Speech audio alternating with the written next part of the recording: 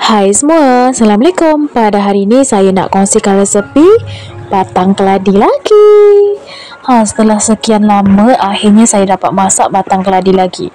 Kerana apa? Beberapa bulan yang lepas, atuk saya sempat meracun rumput. Walaupun tak racun keladi ni, tapi mungkin kena tempiasnya kan, jadi melayu dan hampir mati. Tapi alhamdulillahnya keladi saya ni bertahan dan kembali subur setelah beberapa bulan ni lah hasilnya. Jadi saya nak pergi ambil beberapa dan saya akan kongsikan kepada anda resepi yang menarik. Sebelum tu di sini juga saya nak ambil daun kesum. Baik, kita beralih ke bahan-bahan. Berikut merupakan bahan yang saya gunakan. Saya menggunakan bawang merah, kemudian diikuti dengan bawang putih.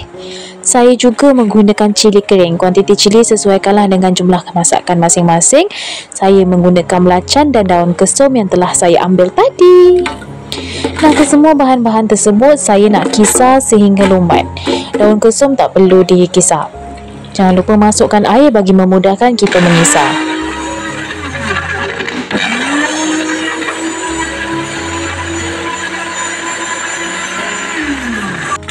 Sekarang mari kita tuangkan minyak menumis dan panaskan minyak. Jika misalnya minyak dah panas, bolehlah masukkan ke semua bahan-bahan yang telah kita kisar lumat tadi. Kemudian macam biasa, kita tumis sampai jiran kiri kanan depan belakang, bau dan juga pecah minyak. Jadi menu kita pada hari ini batang keladi masak asam pedas. Biasanya kan saya masak asam rebus kan. Apa bezanya? Minyak je. Asam rebus tak perlu pakai minyak, tapi asam pedas kita pakai minyak.